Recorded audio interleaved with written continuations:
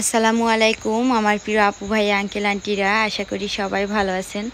আলহামদুলিল্লাহ আমরাও ভালো আছি। তো এখন বাজে রাত প্রায় 10টা। তো এই 10টার সময় ক্যামেরা অন করে আপনাদের সাথে কিছু কথা বলতে আসলাম, কারণ সারা দিন আসলে কোনো কিছুই ভিডিও করা হয়নি। সারাদিন না, মানে আজকে রবিবার 29 তারিখ। তো সকাল থেকে রাফির মাদ্রাসা পর্যন্ত ভিডিও করিলাম, তারপরে ওর 11টা 15 মাদ্রাসা ছুটি হয়েছে। তারপরে আমি সেই মাদের বাড়িতে গেছি। মাদের বাড়িতে যেয়ে তো মার শরীর খুব অসুস্থ, মানে এত অসুস্থ কি বলবো। তারপরে সেই অবস্থাটা দেখে আর ভিডিও করার কোনো ইচ্ছেই ছিল না, তার কোনো কিছু ভিডিও করিনি, সোজাসুজি বাড়ি চলে আসছিলাম। তো মা বললাম যে আমাদের বাড়ি আসবে কিনা, তো মা বলছে যাব। মার শরীর খুব অসুস্থ, শুধু মানুষের অভাব, এইটাই হচ্ছে বড় সমস্যা মার।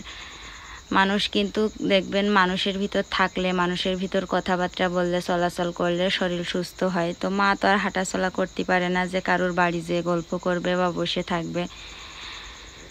আর ওখানে 12 দেশের 12 জন, মানে নিজের গ্রামে থাকলে কিন্তু চাচা চাচিরা যদি তাদের সাথে সম্পর্ক খারাপ থাকে, তারা না আসলেও কিন্তু আশেপাশের লোকেরা, প্রতিবেশীরা আসে। আর ওখানে যেহেতু 12 দেশের 12 জন, মানে সবাই জায়গা কিনে কিনে বাড়ি করেছে, যার কারণে কেউ কারোর প্রতি মানে ভালোবাসা মহব্বত, যে একটা প্রতিবেশীর প্রতি যে ভালোবাসা মহব্বত থাকে, ওই রকম কিছু নেই। সবাই সবার কাজে কর্মে, সবাই সবার মানে সংসার নিয়ে চিন্তা ভাবনায় ব্যস্ত এবং হিংসাহিংসি। তো যার কারণে ওইভাবে কেউ কারোর বাড়ি যায়ও না। আর মার শরীর অসুস্থ, যার কারণে মাও কারোর বাড়ি যেতে পারে না। তো মার খুবই শরীর অসুস্থ দেখে তো মার বললাম আসবে কি না, মা বলছে যাব। তো যাই হোক, মাকে আমাদের বাড়িতে অবশেষে নিয়ে আসছি আলহামদুলিল্লাহ। তো আস্তে আস্তে প্রায় সন্ধ্যা লেগে গেছিলো।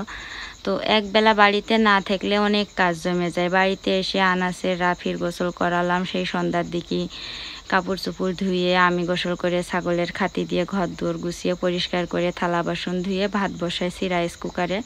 তরকারিটা রান্না করার সময় পাইনি, তো তরকারি রান্না করার সময় পাইনি। এক পিস মাছ ভাজি করলাম, করে আনাসের কয়টা ভাত খাওয়াইয়ে মাত্র এই যে ঘুম পাড়ালাম।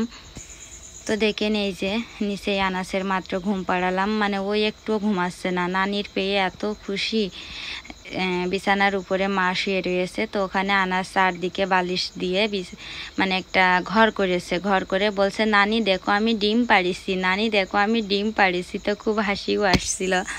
তো যাই হোক, এইভাবে খেলা করতে করতে ঘুমই আসছে না আনাসের। অবশেষে বকাঝকা দিয়ে ঘুম পাড়ালাম। ঘুম পাড়িয়ে এখন আমি যাব রান্নাঘরে। ভাত রান্না রাইস কুকারে হয়ে গেছে, দুধ জাল দেব, মানে দুধ জাল দেব আর শুধু মাছ ঝোল করব একটু।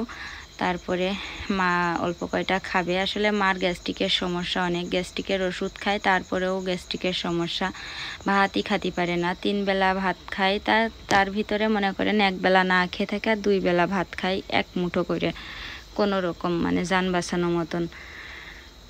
তো মার এক মুঠো ভাত দেব, মা খেয়ে দিয়ে ঘুমিয়ে পড়বে। আসলে গ্রামে আমাদের তো রাত জাগা অভ্যাস আছে, কিন্তু গ্রামের মহিলারা বা যারা বয়স্ক মানুষ আছে তারা কিন্তু বেশি রাত করে না, একটু রাত হলেই ঘুমিয়ে পড়ে। তো অনেক রাত হয়ে গেছে। তো ঝটপট ভাবলাম যে সারাদিন যেহেতু ভিডিও যা করছি টুকটাক, ওইটা এডিট করার সময় নেই হাতে। তো এখন ছোট্ট একটা ভিডিও করে আর ভিডিওটা আপলোড দিই, যাতে করে আমার আপুরা আন্টিরা ভাইয়ারা যারা ভিডিওটা দেখলে অনেক খুশি হবেন বা আমার জন্য চিন্তা করবেন না, এটা ভেবে আর কি। তো ঠিক আছে, এই আর কি। তো সবাই ভালো থাকবেন, সুস্থ থাকবেন। আমার মার জন্য, আমাদের সবার জন্য দোয়া করবেন। আর আপনাদের জন্য অনেক অনেক দোয়া রইল। দূর থেকে এই হতভাগা বোনটা অনেক দোয়া করে আপনাদের জন্য। তো ঠিক আছে, ইনশাল্লাহ আগামীকালকের ভিডিও নিয়ে আবার ফিরে আসছি। আল্লাহ হাফেজ, আসসালামু আলাইকুম।